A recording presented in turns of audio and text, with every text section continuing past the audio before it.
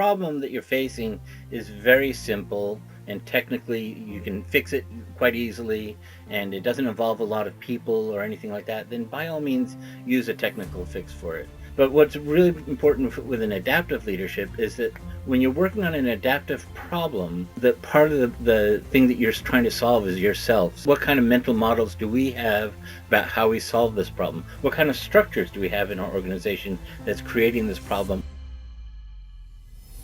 Good day and welcome to the Manage Self Lead Others podcast, mainly for experienced and aspiring people managers. I'm your host, Nina Sunday. Listening to this show helps you explore ways to become the best version of yourself at work as a manager. And each episode, you'll hear from some of the brightest business minds on the planet who share your passion to elevate and transform team culture. They share insights in self-leadership and leading others. Together, we can make workplace culture better. Are you ready? Because it's time to manage self-lead others. Kirk Fisher, originally from Boston, USA, now living in Melbourne, Australia for 24 years, has delivered face-to-face training for my company, Brainpower Training, for over a decade and is our key facilitator in Melbourne, Australia. Kirk is an experienced senior leader as Principal Director of Learning and Development at Workplace Training Advisory of Australia and Director and Head at the National Excellence in Schools Leadership Institute. Kirk is accredited in adaptive leadership and executive coaching and is a thought leader in cultural change, communication and leadership. Welcome, Kirk Fisher.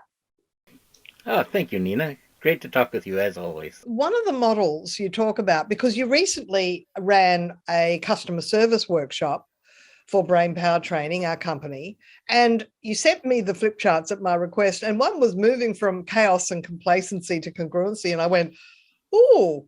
Well, I just framed it in terms of, how do we show up at work? How do you want, this is not only a question for you as an individual, but it's a matter for teams. How do we as a team want to show up? So as I understand it with this model, people turn up to work and some workplaces are just chaotic, and that's where there's high turnover and you know chaos when you see it. Often busyness is a really big feature of such a place, but are we being busy or are we working well is a question. Default purpose of any team is to keep things the same the way they always were and never change.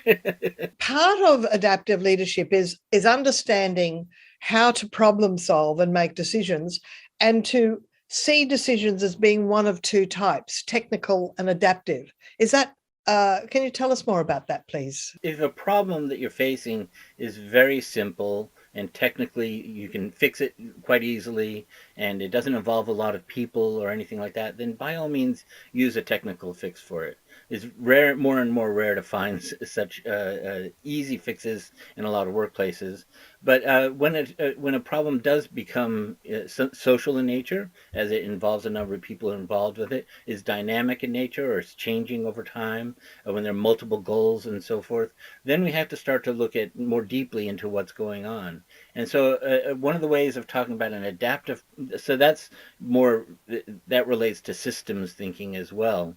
But what's really important with an adaptive leadership is that when you're working on an adaptive problem, the part of the thing that you're trying to solve is yourself. What kind of mental models do we have about how we solve this problem? What kind of structures do we have in our organization that's creating this problem over and over and over again? Adaptive wicked problems is just a process that comes out of adaptive leadership, where once a week you get together, or once a month or whatever it is, and if you decide who's got the adaptive problem for this week. Let me take a step backwards actually from that and describe how this actually impacted on a team. I was working with the executives from a large New South Wales governmental agency, and these people were very, very highly educated and high performing and so forth, and they were miserable in their jobs, and they didn't know how to impact on some of the things that were happening.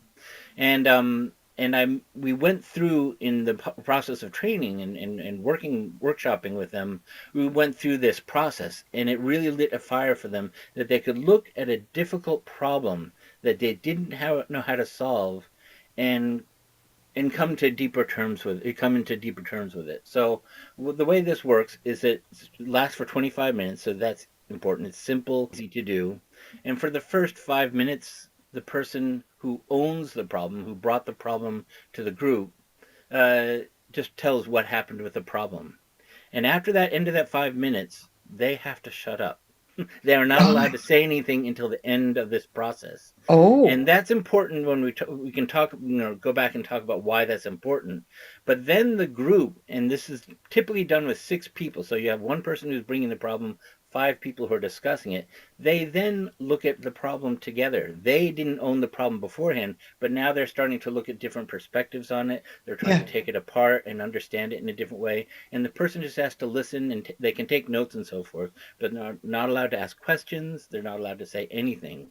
The next period of time is that they then make some recommendations about what they would say to it, and then at that final point, the last 5 minutes or so, the Oh, person is allowed to respond back. it sounds to me like the people participating in a wicked problem learning circle would have to be given guidelines on how to actually discuss it and problem solve. Because if people default to blame, justification, accusation, it'll be toxic. So we have to train people in how to problem solve in a and critique in a optimum way, a positive way. I mean, you can't have artificial harmony at the same time. So it's that balance, Yes. of telling the truth, but telling the truth with respect and with honesty and authenticity, but holding back blame and negative tone and all those negative things that actually remove psychological safety from the process. It has to Yeah. be psychologically safe. So, Is there a trick to deciding which problem you're going to brainstorm? example from me, when Mm. we started doing this in my team, um, one of the things we identified was that our meetings were very long. We'd only get together once a month, but it would last all day, and we weren't really. We often felt angry and bitter at the end of the meeting. Just it wasn't necessarily always pretty. Some of the things we were doing. I said, so how can we do this? The problem is how we're holding meetings. So we identified this as a problem and just started putting different structures inside the meetings. One of the structures, particularly at the end of each meeting, always on the agenda would be an after action review. This is something we took from the military, and the military does this great. After every event, after every mission, after every learning situation, they do an after action review, particularly what Right, went well, what didn't go well, and what we would change for next time. And then right, we minuted that. And often the most important part of that meeting was that after action review. How did right, this meeting go? How do we have to change in order to make this meeting better next month when we get together? It was an right. ongoing process of changing, and by the end, we did this for many years together. At the end, we loved our meetings and felt so enriched and like we were learning together. It Oh, was a very powerful place to work, and for that reason, amongst yeah. others. Problems are so complex. The worst thing we can do is rush towards a solution. And you know what? I have a saying, which is always look for the second right answer. We talk about in adaptive leadership, we talk a lot about having a set of practices that support the work of that organization. And that's one of those practices that can help you to think more intuitively or to keep from rushing into solution, and to adopt when the problem is complex, a willingness to stay with the unknown until it actually the problem does start to solve itself in a way. Sounds like these are all models around problem solving and decision making. Is that right? Yes, or I would say that they're about becoming aware. That how do we hold our awareness? It's so difficult to maintain awareness when we're faced with uncertainty, for instance. So here's some skills you can do to develop your in the face of uncertainty or complexity and so forth. Here's how you hold your awareness in a steady way. What's crossed my mind is, can you give me an example of an adaptive problem? Well, an adaptive problem is a problem where uh, the current capacity of the group can't solve it. That we don't have a problem that The problem isn't an easy fix, something that we can do that flip a few switches or do a couple of behaviors differently, that the group as a whole has to change. For example, I worked with a group of engineers up in Brisbane, and they highly skilled people from all over the world. They had a very specific set of skills around energy production that I won't go into, but they were feeling very disempowered about their work because they had a very powerful CEO who continually changed strategy on them, and then just handed it over to them, and they didn't feel like they knew how to deal with this problem. And so of course it was easy to blame the CEO. It was easy to blame the nature of the organization in that way. But when we took it up as an adaptive problem and started to work with what's actually happening, they saw that one of the things that they were holding as a mental model that was creating part of the problem is that they felt like the CEO had all the power. But then they realized that if the CEO uh, didn't trust them, he wouldn't be giving the problem back to them to solve in the first place. And so they started to do some little experiments around the edges of this where they just took the power, where they just started to make decisions, where they just started to solve the problem the way that they had been thinking about it. And so it became over time, it became a really empowering process for them to see this is an adaptive problem, not a technical problem. And Right. as an adaptive problem, this is about us thinking that we can't make a choice ourselves. Hmm. And so essentially, the big umbrella idea is that it's important to have a purpose-based culture and that the culture is the strategy. But what you're saying is that culture is the strategy, and that if you focus on culture, the results and effectiveness automatically follow. Is that right? That's right. That when we're talking about congruency, we naturally always are forming a purpose as human beings. Just we naturally have a sense of, our reticular activating system in our brain is seeking a goal and finding it. We often will have default purposes that don't necessarily take us in the direction or produce the results that we want. But every organization, every team has exactly the structure it needs to create the purpose that it's holding. So if you want to look at what the team is doing, what the team's purpose is, look at what they're doing. And if you want to change that, you have to change the system itself that's creating that outcome. And That it's also looking for patterns, isn't it? Yes.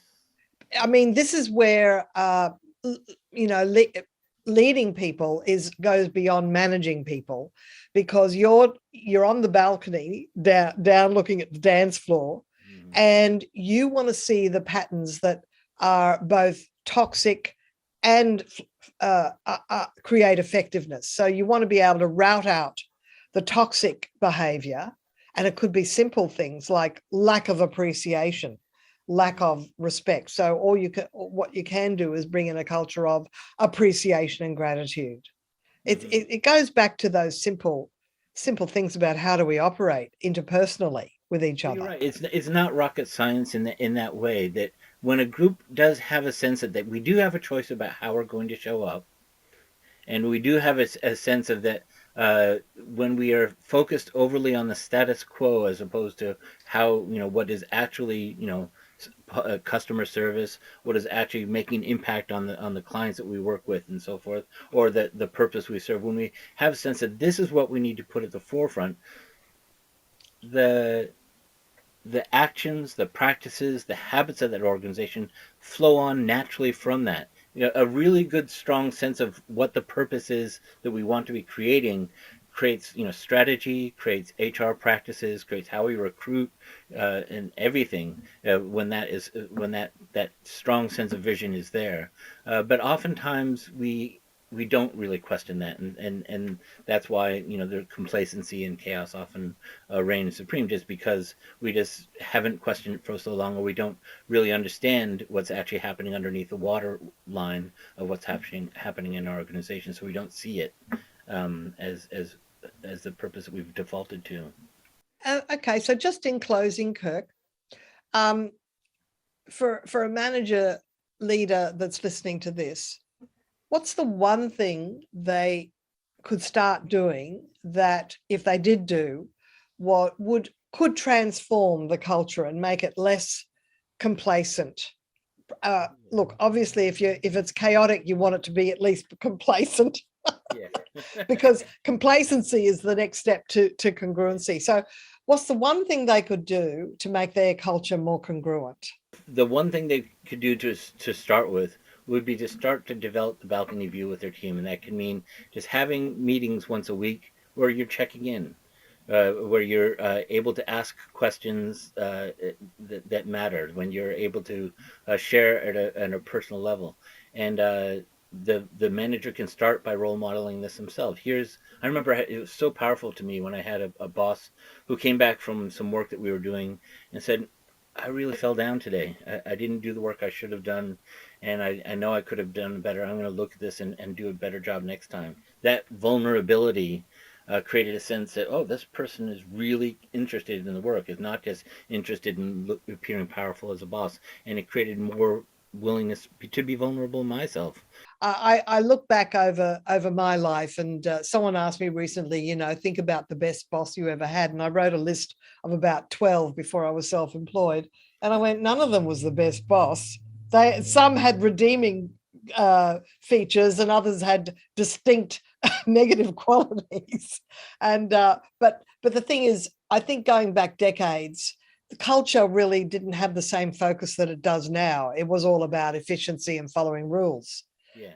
But now we've got this whole trend towards focusing on culture because it does lead to purpose and profit. Well, and Robert Keegan and Lisa Leahy say it so well in their book In Every One Culture. They said that most people, most days, are working a second job. And that second job is image management. That because we are not working for ourselves, with the sense of ourselves, we're always having to protect ourselves from being seen to be, our status, our power, our ability to stay in the job. It takes, imagine, looking at your people and say, they're only working for me part-time, even though I'm paying them full-time. Half of their time is spent with image management. And so that's where culture really comes into this. We can create a culture where we can free people up from that sense of having to stay with compliance. So they can bring their authentic self to work, and they don't have to wear a costume, wear a disguise, and hold back. Yeah. So it's all about sharing a little bit of yourself with psychological safety. If you're a workshop facilitator, when you go into a workshop and you totally feel like you understand what their problems are, and you're totally focused on what their needs are, as opposed to how am I going to look smart in this workshop. It's a totally different thing, and be free to see 360 degrees where you might have only seen a very narrow band before. That's right. That when I'm talking about how to conquer nerves in presentation skills, I say focus on what the group needs from you, not about the effect you're having on the group, apart from people reading, of course, but not how are they perceiving me from an entertainment or a acting point of view. And I've spoken to trainers that kind of go, well, it's all a performance. I go, well, it isn't actually. It's about a communication. And what is it that those people need from you that you can give them? And if you focus on them, you won't be conscious of, unnecessarily about that it turns into nerves. Can't fake that either. People really know when you're tuned in with them, Yeah. And it has to do with eye contact and trusting yourself that you know your content. And as long as you focus on the people in front of you and see them as human beings and talk to them conversationally, they will respond. Well, you and I are both facilitators, so we understand this whole process. So it's great. Look, Kirk, it's always fascinating speaking with you. You were in an earlier episode in the early days of this podcast. So thank you very much for your time today, talking about adaptive leadership and adaptive problem learning circles. And that's the sort of work that you can do in Melbourne, Australia, with our clients in that city. So, but thanks for sharing it to the world. Great. Thanks, Nina. Thanks for having me. Pleasure. Thanks, Kirk. This episode, we've been speaking with Kirk Fisher, on the Manage Self, Lead Others podcast for experienced and aspiring people managers. I'm your host, Nina Sunday. Thanks for listening. See you next time.